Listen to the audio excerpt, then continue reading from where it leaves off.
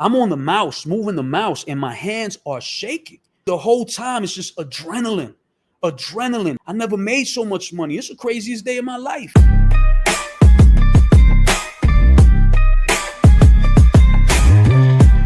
Now, I know most people chase high royalties when it comes to merch, right? Like you want that $5 to $10 sale, and that's smart. You should definitely do it. But I was able to find success on Amazon doing something completely different. What I was doing was chasing that BSR. I'm an algorithm player. I kind of came up through it by accident. So what I want to do today is give you all the information. I'm not going to just tell you what my strategy is and how I do it. I'm going to explain to you the reasons behind it. And I'm going to tell you in detail all the things that happened throughout my career that made me make the choices that I made in order to get the results that I got. Or at least, you can interpret it the way you want to interpret it on how I got to this point. And I hope by the end of this, somebody could tell me, what do you think? Would you do the strategy? Would you try it? It's going to all make sense by the end. So I just want to be very clear about the price strategy. It's actually very simple, right? So I don't price everything low, only t-shirts, right? Because I started this when all there was t-shirts. So when Amazon added these other products in other countries, and I'm not advising this or saying it's a good strategy, but I pay almost no attention to all the other products. I just upload on every single product in every single country. So a lot of my supplemental money, while the t-shirts aren't making money, all the other stuff, right? I don't make a lot of sales in other countries, but I make a little bit, and that helps. Then I don't make a lot of sales on V-Nex, but I made a little bit, and that helps. I don't make a lot of Tumblr sales, but I make a little bit, and that helps. So I have this account that has a combination of all these other products that are making me money while the t-shirt stays down. And my goal is to find if a t-shirt gains traction. My first sale, man, because I don't do ads, I don't expect my first sale for 6 months, at least. From my experience, things can sell later and gain traction. So something may not sell for 8 months. And then when it does sell, people start buying it. So I've had a lot of these experiences where just be patient. I just upload like crazy. I only make changes to t-shirts when they sell. So I spend all of my time on the sales. Something sells, I look it up, see if I got to change the price, see if it has competition. I focus my time on uploading. I believe the more uploads I have, the more possibility of a sale. When Amazon locks prices, I have no clue. When Amazon lowers prices, I have no clue. And if I see a lower price, there's nothing I can do about it. I spend all my energy on uploading more stuff. Every upload I do, I believe it can sell. That's the game. Keep uploading, check the sales. Keep uploading, check the sales. That's the whole strategy. Keep the t-shirt all the way down, see if it can gain traction. If the t-shirt doesn't gain traction, then I put the price up because I want something of value. I either want the sales, keep my account nice and keep my sales high, or I want the money, one or the other, right? So if I can't make money out of it, then I want to make a sale out of it. If I can't make a lot of sales out of it, then I want to make money out of it, right? And this is why I upload public domain stuff. This is why I can upload things everyone has. My strategy is based on weaknesses. I have a lot of weaknesses. And this, for me, takes care of those weaknesses. Right. And in always getting my ideas down as fast as possible, which is why I use templates. Templates were my way. Like I might see something at the mall. I used to have my book bag with me in my laptop. I'll go to the car, see a t-shirt I just seen. I'll take pictures of the shirt from long without them noticing. I take a picture. I go to the car and I make a t-shirt and then I upload it to Amazon. This was my whole mentality. I was hungry. I was starving. So here's one of the examples of how I feel, the possibility of that front page and visibility and why it works with a low price strategy. So when I put Funny Cat t-shirt, let me just show you something real quick, right? So how many sponsored ads do we have? 1, 2, 3, 4, 5, 6, 7, 8, 9, 10, 11, 12, 13, 14, 15. So we got 15 sponsored ads on the front page. One thing that they might do is price low to high. And sure enough, very few sponsored ads because Amazon doesn't want to confuse the customer. So I got 2 sponsored ads, 3, 4. And I think 4 is the limit. The thing we start finding is there's actually t-shirts without BSRs. Then you got customer reviews. Guess what they're going to show? T-shirts like mine, low royalty, whole bunch of reviews. That low price gets me reviews faster. So now customers I want shirts with high reviews. More visibility for me. And then bestsellers, right? If I have a bestseller, it's going to come up on here. So this is why all these other options help me. And even if they might see my t-shirt, click on the brand, buy another product. I love visibility. I love low BSRs. To me, visibility is the game, right? Amazon rewards frequency. How many sales you got, how often something sells. And that's what they reward. And if you can do it enough and get a low BSR, nice and low, Amazon's going to respect that listing for the rest of time. They're going to say this thing was popular. People stop buying it. We're not going to stop showing it. We know this has power. So I remember June 2nd, 2017, I got my acceptance letter. And immediately I didn't have any, Photoshop experience. I didn't know what I was going to do as far as designs. The thing I got lucky about was I knew about this website, this guy called Great Dane Graphics. And he was an illustrator. And because of that, I asked him like, yo, can I put these designs on Amazon? He didn't know what print on demand was. He said, yeah, as long as you don't give away the file, I don't care. I said, cool. So I started uploading all these illustrations to the point that Amazon thought I was an illustrator because they invited me to the merch collab program. That's another story I'm going to tell you though. So in the very beginning, I was just uploading these designs that were basically available through a public website for $20 a month. And that was the first way I was making sales. And it was working, right? It wasn't obviously a whole bunch of sales, but I'm learning the game. And this is what I was able to do in the beginning. So I did gain very, very little traction my first year, but it wasn't really clicking yet. The first couple years, it was very slow. So now this is my second year on merch. So this is a 4-year where I'm pretty much just selling from, the Great Dane Graphics. And it wasn't great yet. And I remember feeling, like, man, I really got to get this to work for me. And one thing that I do remember was looking at people's dashboard on like Facebook and stuff. People would post their dashboard over and over, and it would be different people. These are normal human beings. These aren't special people. These are just people who figured it out. And I remember thinking it was that belief. I said, if they can do it, I can do it. I remember thinking, if I'm not doing that well on Amazon and they are, I'm doing something wrong. And I have to figure this out. So 2019, I was able to make $45,000, which was the first year that I made a good amount that I said, well, this is where things changed. So what was the first thing that happened? I remember that Bruce Lee quote. Bruce Lee said, I don't fear the man that practices 10,000 different kicks. I fear the man that practices one kick 10,000 times.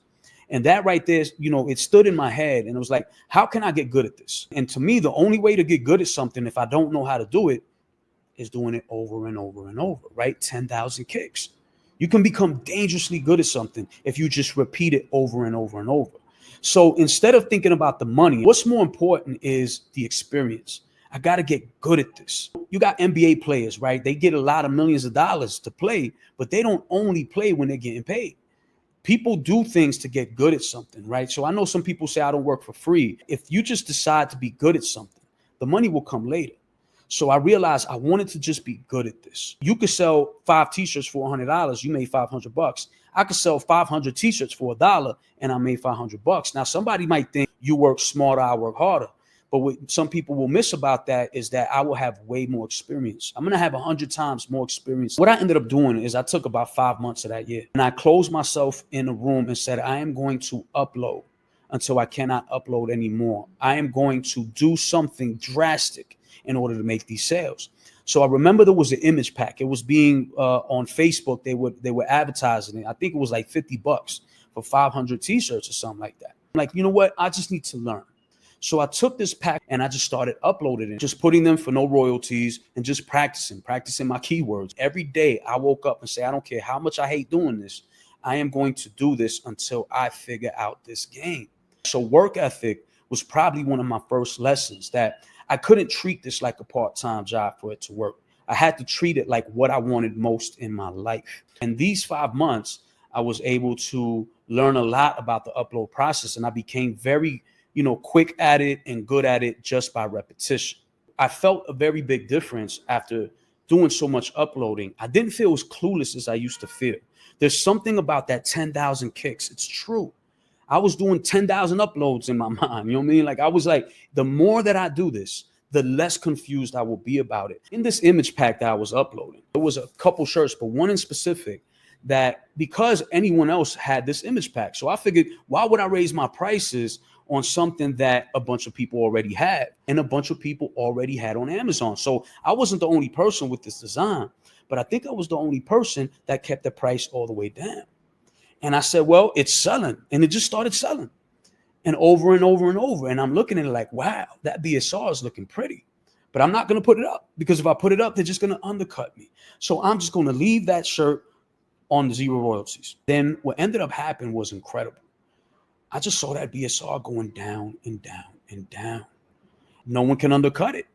And it just kept selling. So one thing I learned is that if you can get a shirt with a low BSR in the algorithm, other people could have the same exact listing, keyworded however they want, but just by putting that price and making sure mine sells more than theirs, I can actually have a permanent seller on Amazon. I saw with my own two eyes that if a t-shirt gets in that algorithm, it can continuously sell even when you price it up. And now you have those people undercut the price. Now, today, this shirt is at $20. And it's not the viral seller that it used to be, but it is a consistent seller. And it never stops. And no matter how many people undercut it and make copycat versions, because it got so low in that algorithm, it became permanent in that algorithm. This was one of the most valuable lessons I would learn. I said, oh, you've seen a lot of shirts that have been selling for years that are still high sellers. There is something about that algorithm that it takes those lifetime sales and it respects that listing, and it will always put it to the front, no matter what. There's something about getting to that low BSR that is magical. Before December came, I went ahead and I put that price up. And that t-shirt will come to generate thousands and thousands of dollars. After having this experience once, there's no going back. I want to do that again. I want to do that as often as possible. And not every t-shirt can make it, right? I had a bunch of shirts that were priced with no royalties, but a couple of them, it wasn't just that one. Other ones weren't as good, but still did make a good BSR and still got in that algorithm. By keeping my shirts priced low, it's like I'm testing which ones are the ones that are able to make that low BSR, because not every t-shirt's capable of it. So this is my way of figuring out what t-shirts can actually get to that low BSR. And if I can get those t-shirts to that low BSR, my goal is to get as many t-shirts in my catalog to be those low BSRs that remain in the algorithm forever. And that's the game I started playing. Another thing that I learned was about researching off Amazon. But there was a trend called Visco Girls. And when Visco Girls happened, I was like, okay, there's something called Visco Girls. I got it from Google Trends. So I'm like, I didn't know what it was. So I started researching it on Instagram and all these other places. And I just knew that, okay, they like scrunchies, they like water bottles and turtles, and they hate straws. And I knew it was a bad design. I never looked at the design and said, this is beautiful. But I just did the best I could with Photoshop at the time, right? There's no AI, there's none of that. Even with an ugly design, I remember if you looked up Visco Girl t-shirts, this became the second best selling t-shirt in the Visco Girl niche. And the niche started trending and going viral.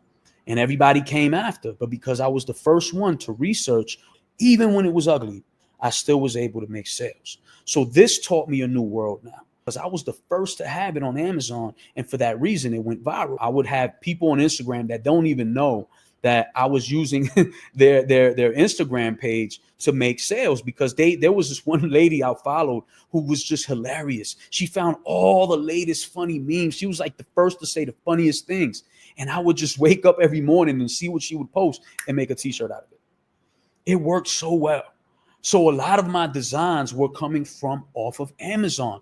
This was probably one of my biggest powerful techniques that I didn't realize was an advantage for me. And then I had my own niches and things that I knew about in my life, which was also helping. I'm very good at making mistakes, right? And you got to learn to use that to your advantage. If you're good at making mistakes, then don't fear it. Make the mistakes. And that's how I learn. I make as many mistakes as I can till I run out of mistakes to make. And then there's only one way to go but up. In 2019, this was a big year for me. It would have a snowball effect, right? Nothing is happening overnight. It's this very slow burn that you see in the account as a whole start growing. In 2019, I think I only made $20,000 throughout the year. That December, something would happen. December 2nd, 2019.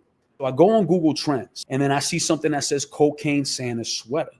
I'm like, what? Cocaine Santa sweater. So I immediately got to Google this, right? And soon as I Google it, I see like a news story about Walmart having to apologize for this sweater that was sold on Walmart's Canadian website. Someone uploaded this image onto a sweater. I guess Walmart has a merch-like program that I didn't know about. And apparently Colombia got offended because somebody put this image and called it Colombian Santa. Let it snow, Cocaine Santa, something like that. And when I look it up, there's this crazy picture of this sweater that looked like a kid drew Santa Claus. He looked like a skeleton. I guess he had a straw in his hand and a table with cocaine, and then it said, "Let it snow" on the bottom. And this was a news story. CNN, Fox News, USA Today. We're talking about all legitimate news outlets reported this story. Every time someone would see this shirt, it was making people laugh. People thought this was hilarious. And I realized that because there was actually even Tonight shows in the US and like this thing called Stephen Colbert Show. Walmart has apologized for selling a sweater featuring Santa with cocaine. Yes, it features Saint Nick behind a table doing rails with the phrase, "Let it snow." Listen, look, I know it's shocking, but eventually all kids learn the truth. There is a Santa Claus, and the only way he can move fast enough to cover the entire world in one night is with the help of a little candy cane, you know, some North Pole marching powder. You know what I'm talking about? A little high-speed reindeer feed, a little Rudolph the Red-Nosed candy.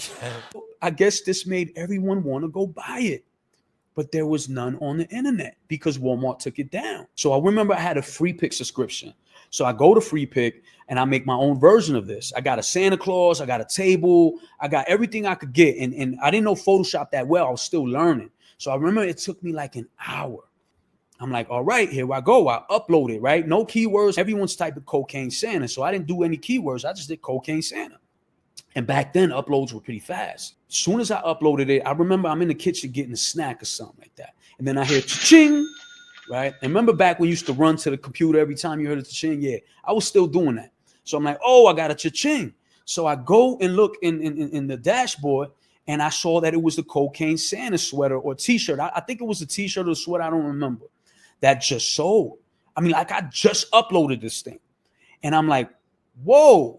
And I remember feeling crazy, like this is the fastest sale I ever made after an upload. And I remember I was telling somebody who was with me in the room, I'm like, hey, look, this is up to ching. I'm like, whoa, oh, I just made another sale. Let me see what I just sold. And it was the same one. And as I'm looking at it and saying, wow, this just sold twice, cha-ching. Whoa, cha-ching, cha-ching, cha-ching. And yo, the cha-chings never stopped. They just kept going. I couldn't believe it. What's happening right now, learning what I learned to that point was when something works, you got to double down on it, right? And I remember the joke from Colbert where he talked about Rudolph Red-Nosed. So I said, oh, I could do other characters. So I went back to Free Pick and I looked for every character I could find. Rudolph, reindeer. I found the reindeer on Free Pick. I replaced the reindeer, the Santa Claus with the reindeer, and I upload. Within minutes, cha-ching, again.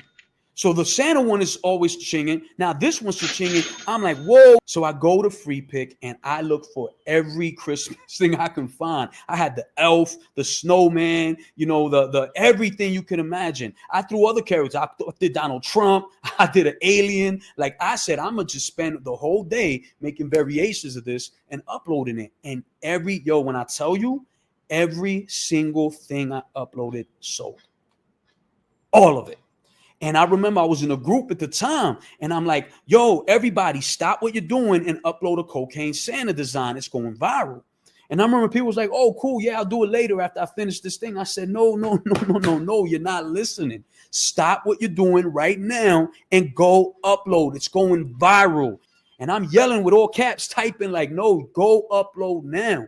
And everybody in that group that uploaded the design started making sales right away. And I remember thinking, is this okay?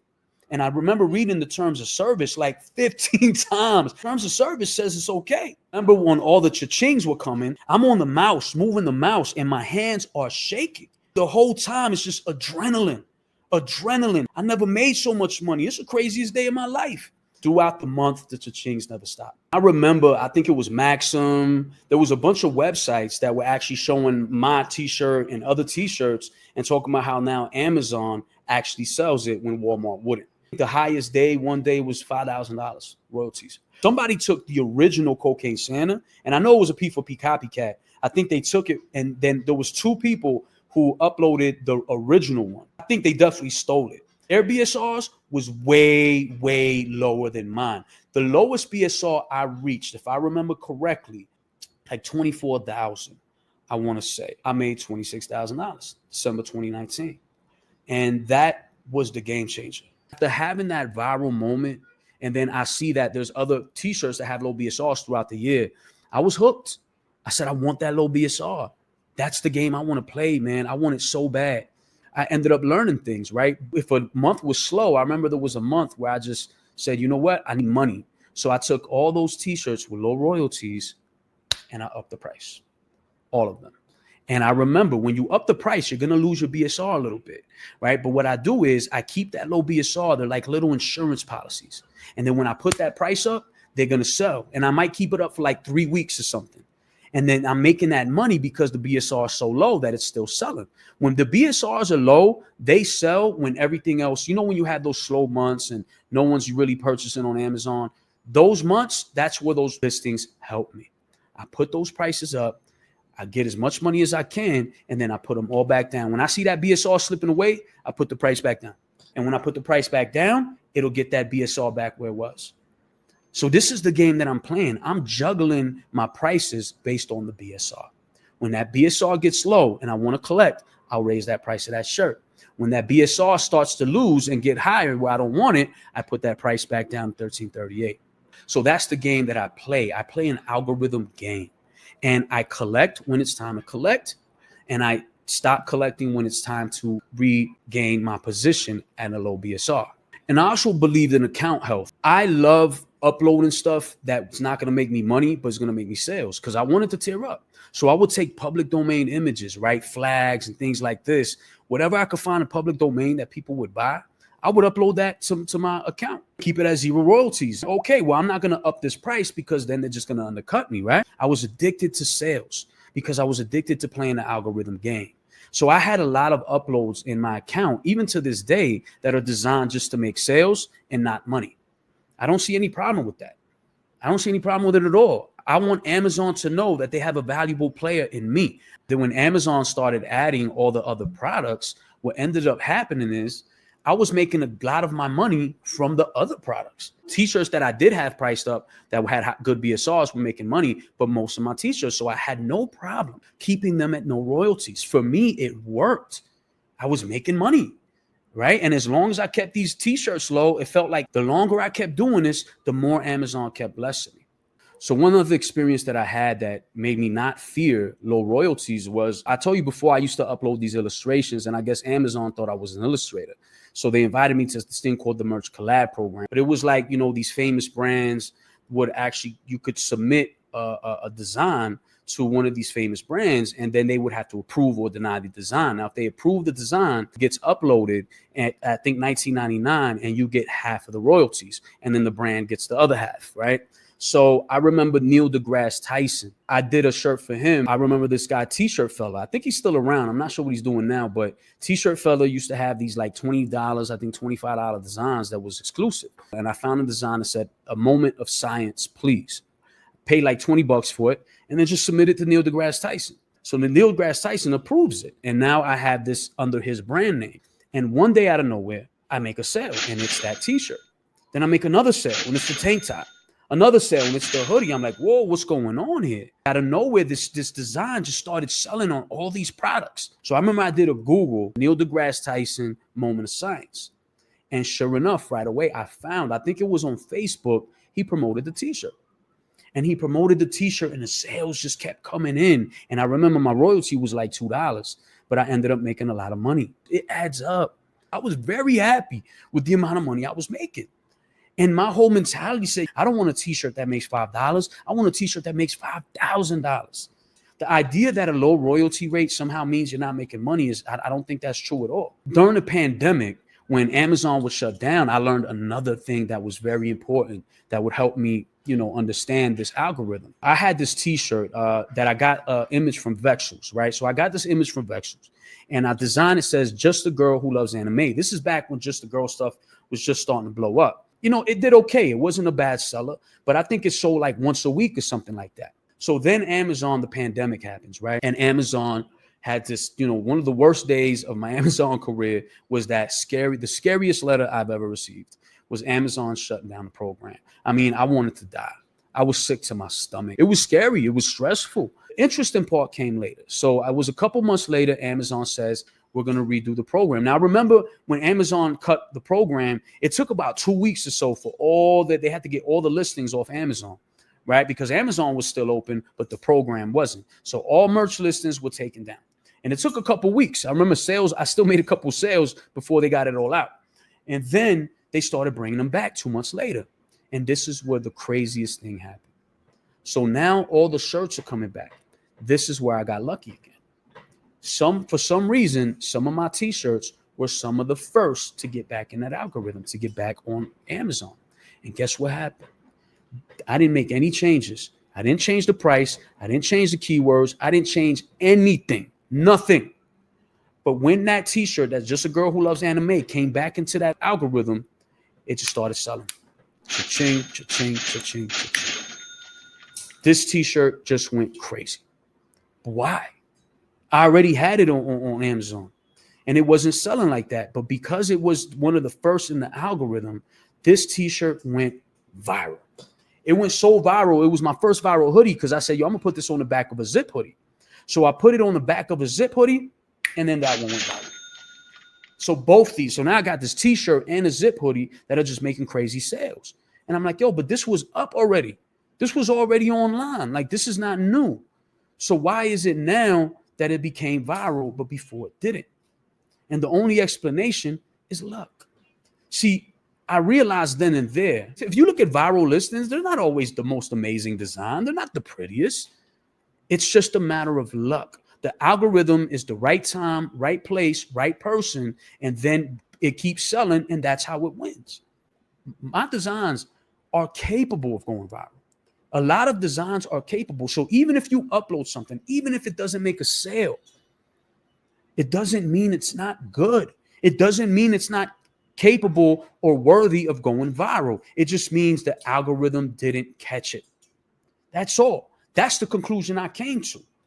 The algorithm has moments. It's going to put it in front of the person, but it can't always be the right person that's going to buy it, no matter how good it is. So the idea that, oh, this didn't sell because it wasn't good enough, that's out the window. If something doesn't sell, to me, it could be because it's not good enough, but it could be an algorithm thing. I was able to keep making these sales with all these things that I was learning, using my BSR as a weapon. I didn't use ads, and I didn't really think about ads too much. I think this is before people had these amazing ad strategies, because now people are using ads to do crazy things that are amazing. This is when I learned why ads were important. I had a pricing war. I had a design that I had made, and this person took my idea and made a similar design. And I was like, okay, the game is the game. Can't be mad at that. And then he undercut my price. So I had this pretty good seller, and I'm realizing my BSR is kind of going, and I look, and this guy, his BSR is going up, and he had undercut my price. So I was like, okay, this guy wants to have a price battle, no problem. Now me, I don't race to the bottom. I teleport, right? Because I actually have a strategy when I put zero royalties. So if you're going to try to beat me on the price war, I'm going to win. Like, that's it. I'm going to always go to the bottom and just see what happens, because I have a strategy at the bottom. I don't fear the bottom. I thrive at the bottom. Right. So this was a win-win for me. Okay, you want to underprice me? I'm going to go all the way down. And so this is when I learned a valuable lesson. What does this person do? They went right to the bottom. I was like, okay, this person's like me. They like to play games. It's fun for me. Competition is a sport. I embrace competition. And I think this is one of the things that helped me is I didn't fear competition. I got to know how to compete in this game. So I have to embrace competition. I got to love competition. And I do. I love competing. Right. So I'm competing with this person. They go down to 1338. And next thing you know, I'm like, all right, let's see what happens now. May the best shirt win. And my BSR started going away. So I look, and this guy's beating me. His BSR is better than mine. I'm like, oh man, this guy, how's he do? Like, people chose the best design, I guess, and I have to accept it. But then I looked up the search, and I realized this person was putting ads on that shirt. Zero royalties and paying to put ads on it, right? Now, most people would think this doesn't make sense. But what I understood was happening was this person was also playing the algorithm game. And this person not only decided not to make royalties, but decided to spend money on getting that BSR because this person understood the power of that low BSR. And this person wanted to beat me, and he did. And you know what? When I saw that he was doing ads and my BSR was slipping away, remember, I only put prices low if it serves me in some way. If the low price is no longer serving me, I put the price up. Like if I have something priced at no royalties and it only sells 4 times a year, once I realize that, I'm putting the price because those 4 sales aren't doing anything, right? You're not getting a low BSR. So for that reason, if the only time I do 0 royalties is if it's a seller and I believe it could gain traction. The minute I realize that it can't gain traction, I'm done. I'm putting it up because it's still competitive, $16.99, but I'd rather make money now. So once I saw that I was losing, I went ahead and put my price. Eventually, what ended up happening was this person now has, I think, a higher price than mine and sells more than mine. I got to give him props. He played the game. He beat me fair and square. And I salute that. I learned from this person, right? I'm not going to be upset at competition. I'm going to learn from competition and figure out how I can be that wolf, right? This person was a wolf and they got me and I learned and I respect it. Like I respect anyone who can teach me something. I don't mind failing. I learn a lot through failure.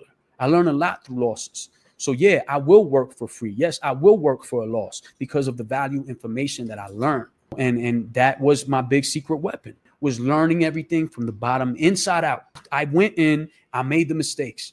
That's how I learned. And that's what worked for me. So this person, beat me and I'm like, yo, I got to learn ads. And this was 2020. So now I'm learning the game, and all my tactics, I'm starting to work.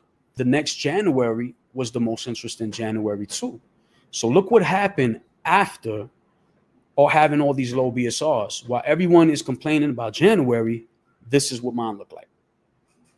Not bad. And this was the beginning of the best year. Right. This was something that now I felt I had a groove and I'm uploading like crazy. Right. And just keeping that's the same tactic and just keeping my t-shirts low and letting everything else sell. And it would prove to work. I never made so much money in my life. It was, a beautiful thing. And I wasn't going to quit. Now, unfortunately, around this time, I do have a very rare medical condition, right? It's called a chronic serotonin syndrome. And it kind of gets bad when it wants to. So it got really bad. And I was basically unable to work for a couple years. And I was not able to touch my Amazon account. So by not being able to work, this is what happens. And this was the true passive income, right? Like I didn't do anything at all. And next thing you know, still made money. And these are still those low prices. Now, like I told you before, you got to tend to it. So by not tending to it, it ended up falling even more. So what I will say is that my account went down and I wasn't making that much money anymore. Now, luckily, I did get better. And around last August, I started uploading again like crazy. So now I'm going to use the same strategy to get my numbers back up. And I guarantee it's going to work again for me, right? I'm not saying anyone else should do it, but I do believe strongly that this is definitely, working. I'm already seeing how all my, 1338 designs are just selling. So I'm making good sales and the sales are going up little by little. Once again, this is a slow burn. I don't know when it's going to happen, but I'm going to get back to that 6 figures. I just feel it. This is what I'm going to continue to do. You guys be the judge. What do you think? Do you think that this is a strategy that can be repeated by other people? Do you think it's too crazy or ads are just way better? I can't recommend something when I don't know everything. Or is there a lot of things that can go wrong here, right? I don't know. I don't know if anyone can recreate this. Maybe it's a lot of luck for all I know. I don't want to make conclusions. I don't know anyone else that did this. So I can't sit here and tell you, hey, do this, it'll work for you. Maybe it was my niches. Maybe it was the timing. By looking at a design that's selling and not putting that price up, that moment where any human being is going to look at it like, you're losing all that money. Just like when you pay for ads, you lose some money to make more money later. To me, that's what I'm doing with low prices. I'm losing money now so I can make money later. And the crazy part is it worked. Hope that people now can understand how the low price and stuff works and what it does, right? So I'm going to continue now. I'm going to start ads ASAP and I'm going to learn ads. And I'm gonna keep y'all updated on how this strategy works. Am I gonna get back to 6 figures? Let's find out, right? So it's gonna be fun. Anybody have any questions, let me know. I would love to answer them. And yeah, if you got any value out of this, please like and subscribe and stay tuned for the free giveaway. So today we have 364 images. They're all upscaled and background removed, right? So some of these, this is done in bulk by AI. So just make sure you check it, thoroughly to make sure there's no fragments you don't want in there. And you've seen these selling. These are the UFO desert cowboy stuff. You've seen it selling on Etsy. I've sold these on Amazon with no issues. These can do well on a t-shirt by themselves or use them in something else. A lot of good stuff here, y'all. A lot of good stuff here. All the dog breeds. I mean, we got some floating squids, but, it's okay. I think I saw a floating mermaid somewhere. You never know. You never know who wants a floating mermaid in the desert with a cowboy hat on with a UFO. All right? It sells. That's all I can tell you. And there's plenty to go through. I think you should have fun with this. This is in the email list. If you haven't signed up, never any spam. If you want this, sign up for the list. If you have it, check your inbox. You already got these. And hope y'all enjoy these ones. Until the next one.